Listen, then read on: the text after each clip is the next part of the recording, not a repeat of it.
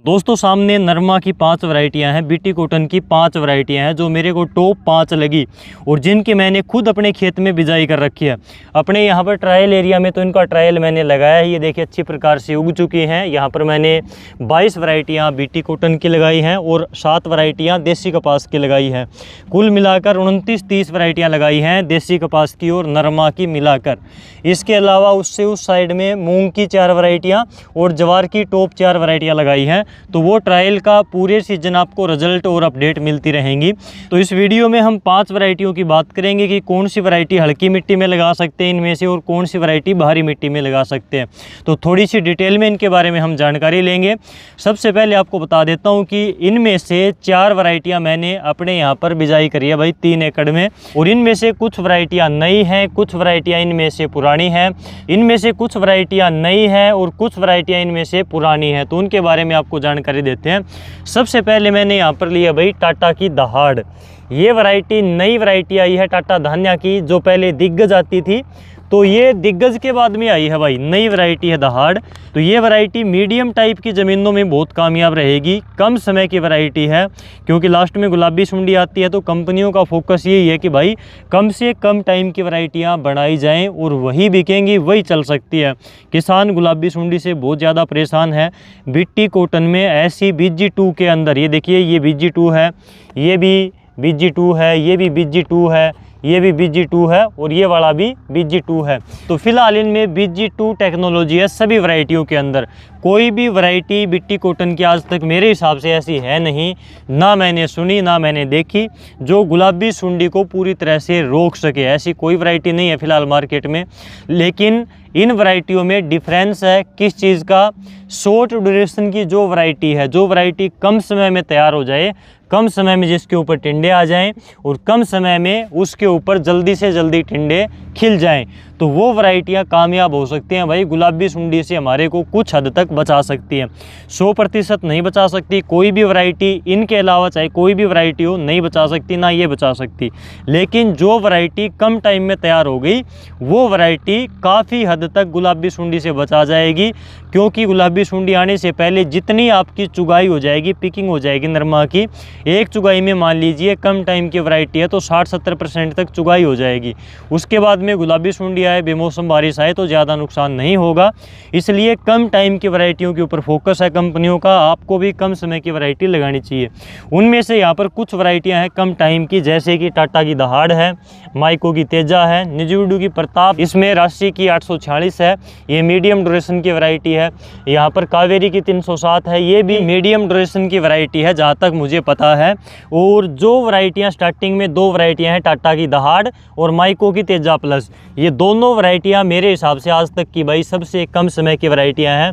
इसके बाद में निजुडू की प्रताप है, तो ये प्रताप भी नई वैरायटी है। माइको की तेजा प्लस पिछले साल अच्छी मात्रा में लगी हुई थी। दहाड़ का बीज भी लास्ट में कुछ किसानों को मिला था, लेकिन बहुत कम इसका लिमिटेड मात्रा में स्टॉक आया था।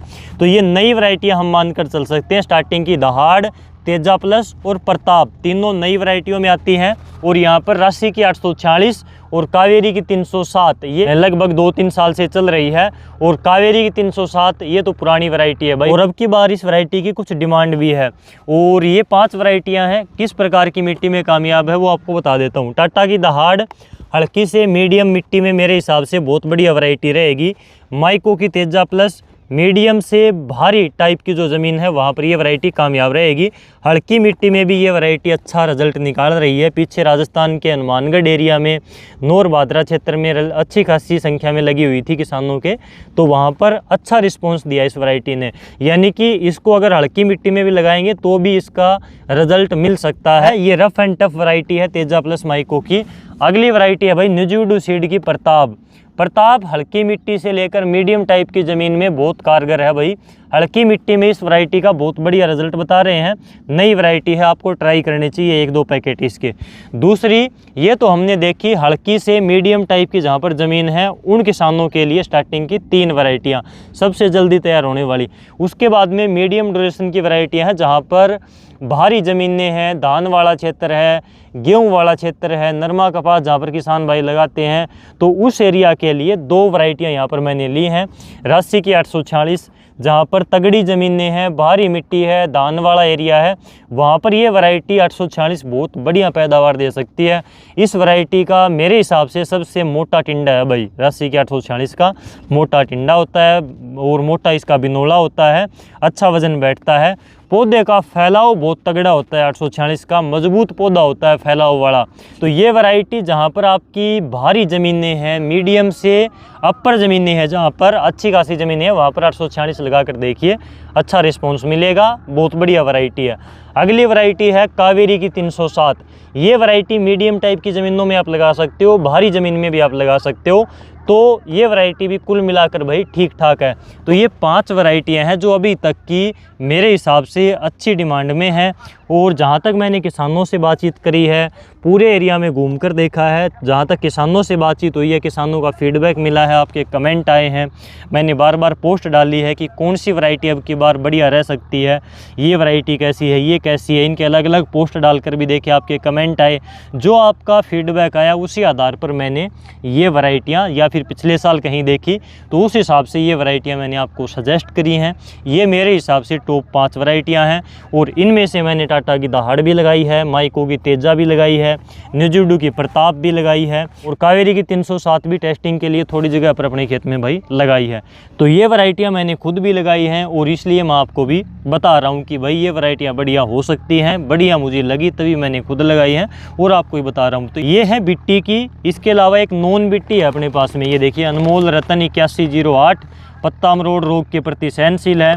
ये वैरायटी है भाई शक्तिवर्धक की, जो हिसार की कंपनी है शक्तिवर्धक, जिसका KR 64 के नाम से देसी कपास का बीज आता है, उसी प्रकार से ये देसी नरमा है, कपास नहीं है देसी, ये देसी नरमा है।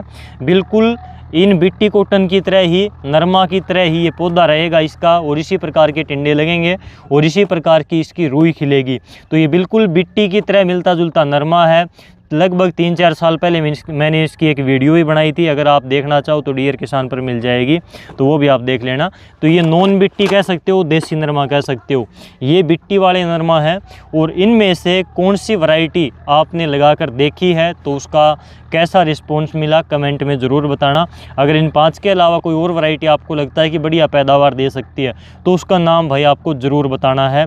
बाकी मार्केट में सोशल मीडिया के ऊपर ऐसी ऐसी हल्की वैरायटियों की भी हाइप क्रिएट की गई है, बार बार प्रमोशन करवा कर उन चीज़ों को इतना ज़्यादा हाईलाइट कर रखा है, किसान सोचने को मजबूर हो जाता है। लोग ऐसा बोलकर बेच रहे हैं कि इसमें गुलाबी सुंडी नहीं आएगी, गारंटी है, आप खरीदो, ले लगा कर देखो, इसमें हमने अलग जीन डाला है जिसमें गुलाबी सुंडी नहीं आएगी। भाई सरकार तो परमिशन नहीं दे रही, तो इसलिए हमने इसमें पैकेट के ऊपर नहीं लिखा लेकिन बीज के ऊपर लगा रखा है ऐसा जीन जिसमें गुलाबी सुंडी नहीं आ रही। लोग यहाँ तक बोल कर भी भाई बीज बेच रहे हैं। उनका मकसद एक ही है कि एक बार मार्केट में कोई नए नाम से नई कंपनी या फिर नए नाम से आप एक बार वैरायटी लेकर आओ, एक बार किसानों का माइंड वॉश करो, बीज बेचो, मोटा पैसा कमाओ और निकल जाओ। अगली साल वो लोग किसी और कंपनी के नाम से या फिर और वैरायटी का नाम रखकर आपके सामने फिर कोई नया बीज उतार देंगे। तो उन चीज़ों से आपको बचना चाहिए। इतनी बड़ी बड़ी कंपनियां हैं, पहले अपने देसी नरमा चलता था और नरमा के अंदर बिट्टी टेक्नोलॉजी को लेकर आने वाली कंपनी माइको है। तो इस कंपनी के पास में टेक्नोलॉजी की कमी नहीं है। अगर ऐसा कोई जिन होता तो ये कंपनी क्यों नहीं डाल देती भाई, अपनी पैकेट के ऊपर भी लिख कर बेचती। दूसरा, निजुडू सीड इतनी बड़ी कंपनी है, राशि इतनी बड़ी कंपनी है कॉटन के अंदर, तो ये कंपनियों के पास भी गुलाबी सुंडी को रोकने की ताकत नहीं है। ये दावा नहीं कर रही कि हमारा बीज रोक देगा। तो फिर जो लोग नई अपने नाम के ऊपर छोटी छोटी कंपनियां बनाकर और बीज बेच रहे हैं मार्केट में, वो आपके माइंड वॉश कर किसानों को भ्रमित करके एक बार मोटा पैसा कमाकर और मार्केट से निकल जाएंगे, उनका काम हो जाएगा। फिर अगले साल वो आपको दिखाई नहीं देंगे और आपका बीज का पैसा लगेगा, वो तो बहुत छोटी सी बात है। आपके खेत में पैदावार नहीं आएगी, नुकसान होएगा, वो बहुत बड़ी बात है। वो आपको अब नहीं दिख रही, बाद में दिखेगी। तो इन चीज़ों को भाई थोड़ा सा आपको ध्यान से रिसर्च करके देखना चाहिए।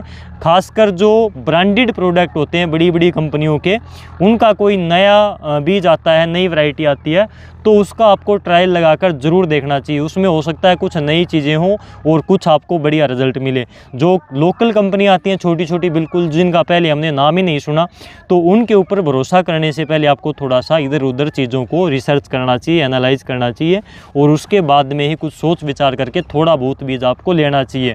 आज की इस वीडियो में बस इतना ही भाई। ये 5 वैरायटियों में से आपको कौन सी वैरायटी बढ़िया लगी कमेंट में बताना, और अगली वीडियो आपको किस टॉपिक पर चाहिए कमेंट करके ज़रूर बताना। इस वीडियो में बस इतना ही। नमस्कार।